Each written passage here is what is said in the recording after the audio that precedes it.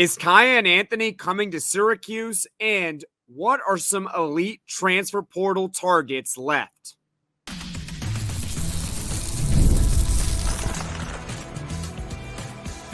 You are Locked On Syracuse, your daily podcast on the Syracuse Orange. Part of the Locked On Podcast Network, your team every day. Hello, everyone, and welcome into Locked On Syracuse. I'm Jackson Holzer, and thank you for making us your first listen of every single day on the Locked On Podcast Network, where it's your team every day, and we're free and available wherever you get your podcasts. And on today's show, Kiyan Anthony's odds of attending Syracuse just got even higher, and we're taking a look at some elite transfer portal options still left, because it's May 19th, and it feels like there's no one left, but trust me, there are still plenty of options for Syracuse basketball in the transfer portal. Tons to look forward to on today's show. This episode is brought to you by LinkedIn. These days, every new potential hire can feel like a high-stakes wager for your small business. That's why LinkedIn Jobs helps find the right people for your team faster and for free. Post your job for free at linkedin.com/lockedoncollege. Terms and conditions apply. So Kiyan Anthony, recently his odds have been upgraded to go to Syracuse. He is a consensus 4-star recruit from Long Island Lutheran High School. Of course, he is the son of Carmelo Anthony. Now, recruiting services have him as a consensus 4-star recruit, and for the most part, he's a top 50 player in the class of 2025. On3 has him at number 29, Rivals at number 39, ESPN at number 45. 24/7 is the lowest on him at number 60, but as I'm going to point out later, 24/7 might just upgrade him based on what their director of scouting, Adam Finkelstein, recently said about Kiyan Anthony. So where this is coming from, well, On3 recruiting analyst Joe Tipton, he's usually very spot on with his analysis. He upgraded the odds of Kiyan Anthony going to Syracuse to 89.9%. So basically 90% that Kiyan Anthony attends Syracuse. Before, it was at around 45%, so it was less than 50-50. But Syracuse was still considered the front runner for him. Now, Florida State is in second place, but they're all the way down now at 7% for Kiyan Anthony. So odds are in Syracuse's favor to land their first recruit for the class of 2025. He is a priority recruit for them. Coach Autry, Coach Griffin, Coach Strawn were all down there to watch him play at the EYBL circuit. He also officially visited Syracuse on October 19th of this past year. And so now getting to what 24/7 Sports Director of Scouting Adam Finkelstein said about Kiyan Anthony. He leads off, and this was an article literally from yesterday. You can go look it up. I might leave a link in the description below. And he goes right off the bat, Kiyan Anthony's ascension has been one of the storylines of this spring. So this is really a positive step for Kiyan Anthony. I talked about with Donnie Freeman, and they're two completely different players. Kiyan Anthony's a guard, doesn't really play like Carmelo at all. His father, obviously. Donnie's a forward. But regardless, my point is that with Donnie Freeman, he was only getting better as the season unwinded, right? He kept getting better during his recruitment. He was a 4-star recruit who eventually became kind of a 5-star recruit, and now he is a consensus 5-star recruit, top 6 in the country. So maybe it's a similar deal with Kiyan Anthony where he just keeps on getting better, and he is, of course, 24/7 Sports was the lowest on him, and Adam Finkelstein already laying high praise on Kiyan Anthony. Once again, Kiyan Anthony basically now a 90% chance to attend Syracuse. He had recently a 28-point game against Team Final, and he did well, obviously scoring 28 points is obviously very impressive. But then Finkelstein goes on to say, most impressive was that he did so while playing in the flow and not dominating the ball, yet still being aggressive.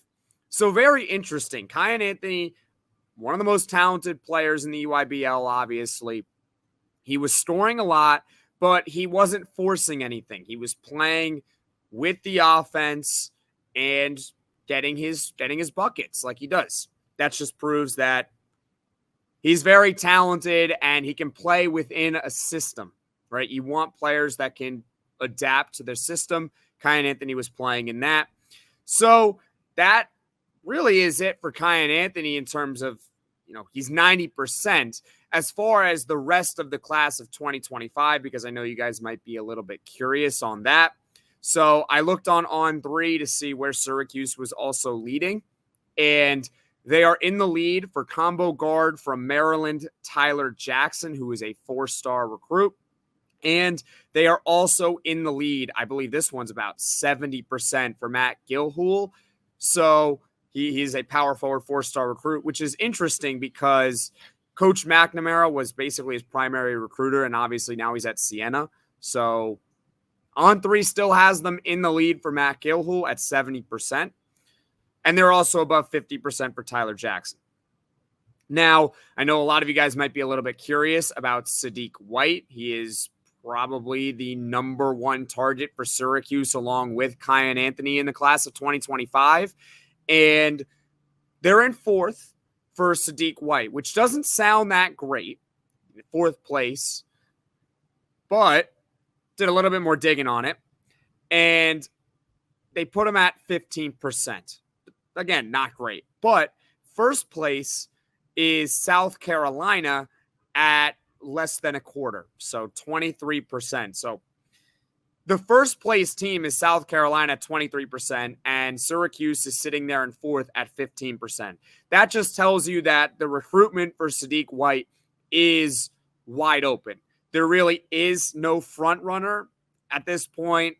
Those 4 schools that were mentioned all essentially have the same odds to land him, because I think that Sadiq White and Kiyan Anthony are probably the 2 highest priority recruits for Syracuse basketball in the class of 2025.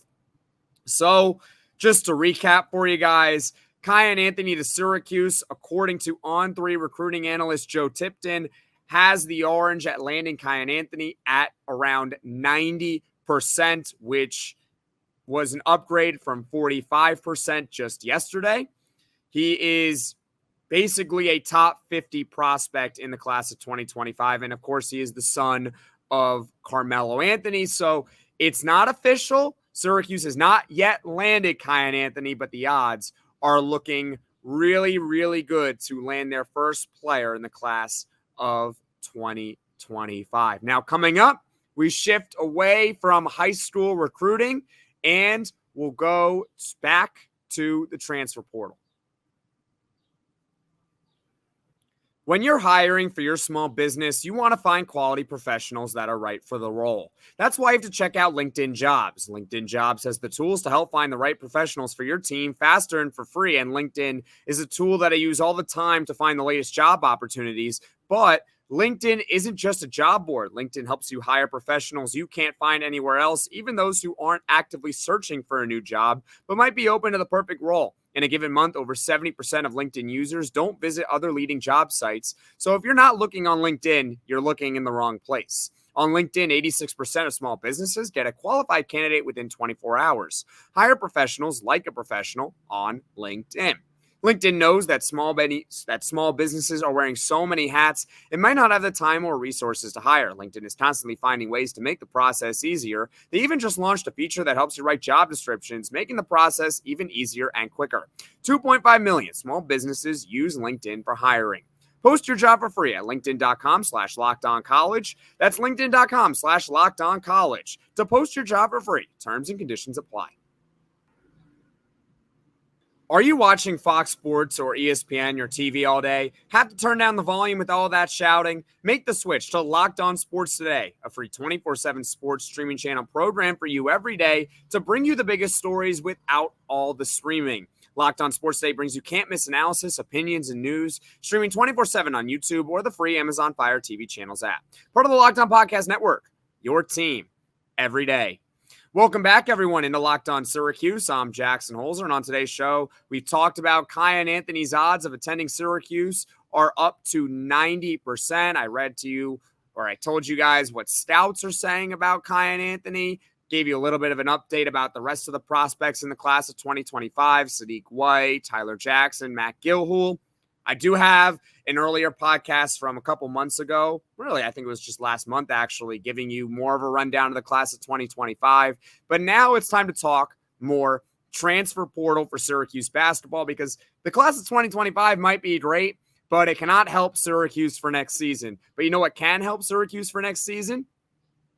The transfer portal. So the Orange, they still have 3 open scholarships left. It feels like it's been forever since Syracuse landed Jaquan Carlos. He was the last player to transfer to Syracuse.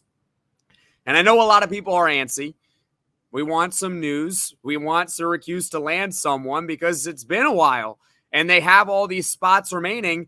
And Coach Alan Griffin recently said on the No Destination podcast to, quote, get your popcorn ready, because they have the spots and Syracuse appears to be going after players. I don't think they're just sitting on their knees doing nothing. I don't think they're just sitting doing nothing. So I do believe that Syracuse is going after at least someone, and it's highly possible they're going after a big fish. Our definitions of big fish can vary, but I do believe they are going after some elite portal options. They went after Kadari Richmond, who's number 22 right now in the On3 transfer rankings. They missed out on him, but they did go after him. So don't think they're just doing nothing here. Looking at the top 100 transfers right now on On3. Of the top 100, 14 of them are still left. 14. So it is, I want to stress to you guys, it's May 19th at the time of this recording. Transfer portal's been open for, I want to say, 2 months. And 14 of the top 100 guys are still available. It could be for a variety of reasons. Some of them are focusing on the NBA draft combine and trying to get drafted in the NBA, but most of them won't. And they'll ultimately find new schools. The 14 players are Jameer Watkins, Chaz Lanier. He's either going to go to Tennessee or Kentucky, though. Cameron Christie, Coleman Hawkins, Jalen Wells, JT Toppin, Wooga Poplar. I talked about him on the podcast maybe a couple weeks ago. Cedric Coward, DJ Wagner, but he's most likely heading to Arkansas. Trevon Brazil from Arkansas. Ven Allen Lubin from Vanderbilt. Arthur Kaluma, a former Syracuse recruit from Kansas State. Miles Kelly from Georgia Tech, so that's within the conference. And Chris Ledlum from St. John's. Those are the 14 players that are still available in the top 100 right now. And I came up with 3 takeaways for this. There are 3 takeaways of the top 100. Number 1, of the players that I listed, there are no centers. There are no top 100 centers left in the transfer portal, and that's a really good thing. I know that Syracuse does need a center. They do, but they really just need a third stringer. That's really what they need. That's it. Shouldn't be that hard to find. You're honestly, why it's taking so long, you want to maybe try to get it right, who the third string center is. I don't know. You don't need a starting center, though. They got Eddie Lampkin, and again, I will keep reiterating it every time I say Eddie Lampkin's name. Until anything changes, I'm going to assume he is on the roster, okay? There has not been a formal announcement that he is decommitted from Syracuse. If he were to decommit from Syracuse, that's a huge problem. But right now, we don't have to worry about it because he's still on the roster. All right, that's my Eddie Lampkin thing there. They have Eddie Lampkin right now as the starting center, and they have Naheem McLeod as the backup center. I think that's a fine tandem in the ACC. That should be okay. So the fact that there are no centers left, if there is a team out there that's looking for a center, perhaps their focus is shifted away from the other players that are still in the portal because they might need a center. Get the idea here? I'll repeat that. It might have been a little bit confusing. Let's say you're a team that needs a center. You might be less focused on the top 100 players because none of them are centers. The centers are gone. So you're looking elsewhere. Attention is diverted. Right? So that's why it's kind of important. There are 3 ACC players that are left of the available ones in the top 100. 3 of the 14 They are Jameer Watkins, Wooga Poplar, and Miles Kelly. Those three are from the ACC. That's important because it's very common for players to transfer within the conference. And there are a couple of reasons for it. One of which is familiarity. Coaches know other players within their own conference probably better than players from outside the conference, right? The Duke coach is going to know more about a North Carolina player than he's going to know about a North Florida player. It's just how it works, right? North Florida, of course, being where Chaz Lanier, the number 8 player overall, is. I just wanted to mention that for whatever reason, but you get the idea. And it's common for Syracuse. This has happened in the last couple of years. It's happened in their favor and it's happened against them. So in their favor, J.J. Starling transferred from Notre Dame to Syracuse. Joe Girard, Syracuse to Clemson. Malik Brown, Syracuse to Duke. It's common. It's very common. So number one, why it's important, it's familiarity. And number two, for a lot of these players, they're picking schools that are near their hometowns. It's comfort. Talked about it with Brian Smith in football, but the same goes for basketball. A lot of times players will choose based on comfort. And when you're within the same conference, typically it's within the same region. Now, of course, with conference realignment, it's a little bit different, a little bit hairy now. Why there are West Coast teams in the Atlantic Coast Conference, you tell me. But regardless, that's typically how it goes. There's a comfort with being within the region, and so that's why they transfer within the conference. And the third takeaway is what I mentioned off the top. It's May 19th at the time of this, and there are still 14 players left in the top 100. So I'm not really too worried. I know I asked Mike McAllister, should we be worried after Kadari Richmond transferred? And he said, no, there's still time. And there is still time because if they're looking for an elite portal player, there's 14 in the top 100 that are still remaining. So the three takeaways are there are no centers left, which is a good thing for Syracuse because teams that need a center are not going to look into the top 100 because they need a center.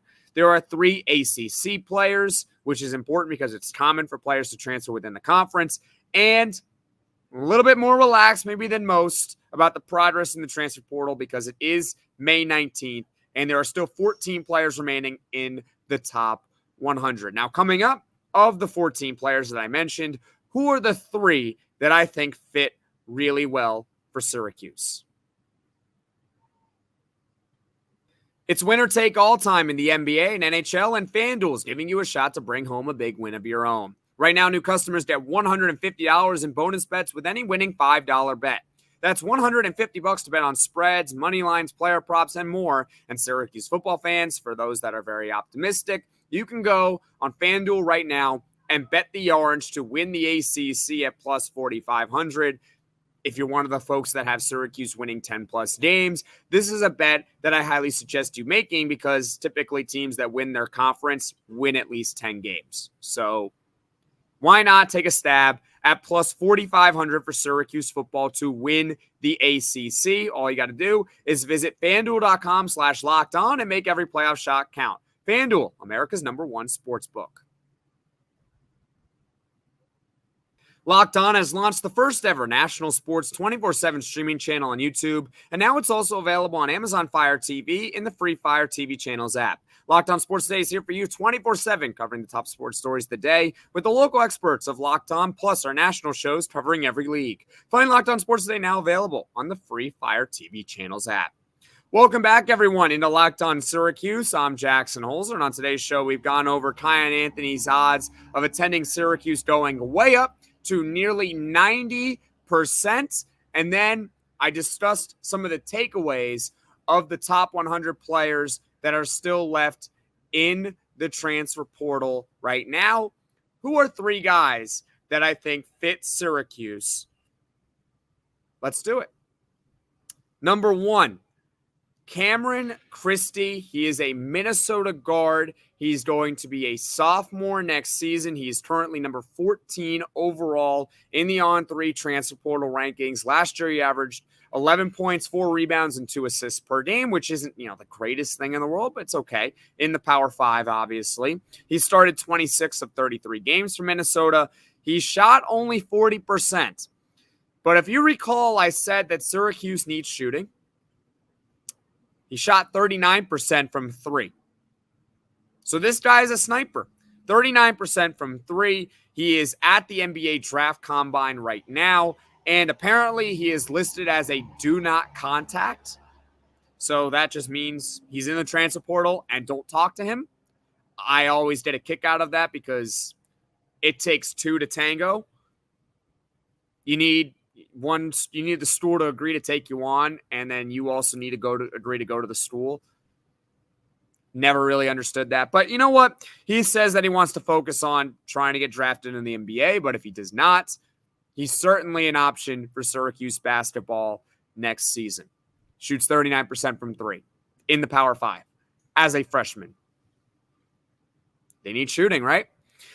Next up is Cedric Coward from Eastern Washington. He is a forward, number 41 overall in the transfer rankings. He can also play a little bit of 2 guard as well. He averaged 15 points, 7 rebounds, and 2 assists per game on 57% shooting from the floor and 38% from 3-point range. He started all 32 games for Eastern Washington. Now, over a month ago, it was actually about more than 5 weeks ago, 24/7 Sports reported that Washington State was the front runner for Cedric Coward. But again, it's been 5 weeks, and now he's at the NBA draft combine, and he has not committed. Something's up there, in my opinion. I don't know. I'm not saying that Syracuse is going after him. That's not what I'm trying to say, but it's just very odd that you're a front runner for someone, and it's been 5 weeks, and he hasn't committed. If you recall, it was the same kind of thing with Dakota LeFew. He was taking a lot of visits. Then the crystal ball comes for Syracuse, and it took a lot of days, and then all of a sudden it flipped. So the longer it drags out, the more I get suspicious about maybe his recruitment is more open than that report suggests. And number 3, so those guys kind of fit the bill as guys who can really shoot. Number 3 is if they're looking for a starting combo guard like they were with Kadari Richmond, who's a point guard but can play 2 guard as well. Combo guard, you get the idea. I mentioned transferring within the conference is very common, and Miles Kelly from Georgia Tech makes a lot of sense for Syracuse. He's the number 90 player overall in the transfer portal. He averaged 14 points, 6 rebounds, and 2 assists per game last season. He played all 32 games and started all 32 games for Georgia Tech. His efficiency numbers dropped last year compared to the previous 2 years. That's what kind of scares you about Miles Kelly. He was a junior last season, and his efficiency dropped. Kelly shot 37% from the field this past year, which is not very good. 32% from 3, which is okay. But the previous couple of years, at least from 3-point range, he shot 35% and 38%. So he went down all the way to hovering on the 30% line from 3-point range.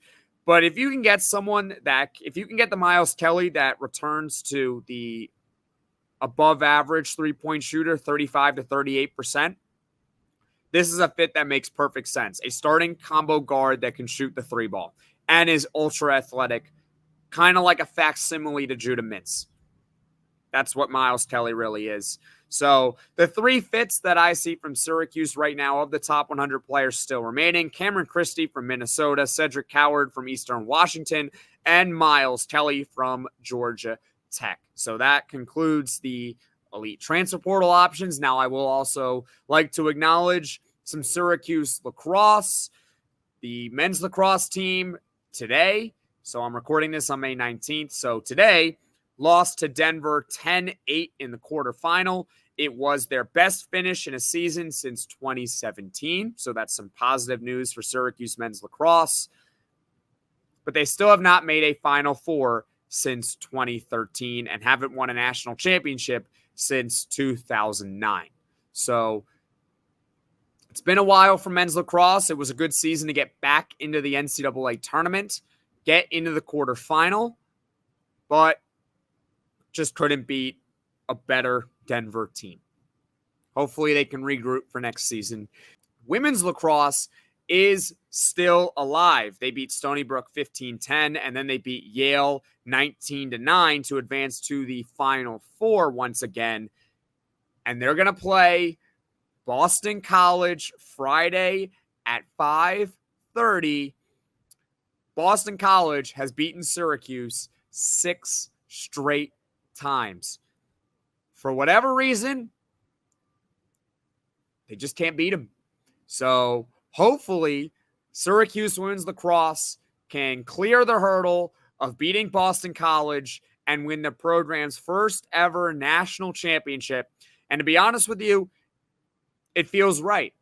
In order for women's lacrosse to finally win that national championship, because they have been close so many times over the years, it feels like they have to go through Boston College. So that's a little bit of a lacrosse update for you guys.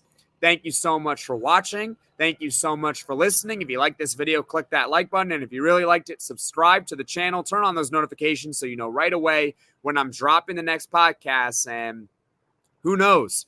By the time the next video comes out, maybe Kiyan Anthony makes a decision to go to Syracuse. Maybe Syracuse lands someone in the transfer portal. Who knows? But we'll be back tomorrow.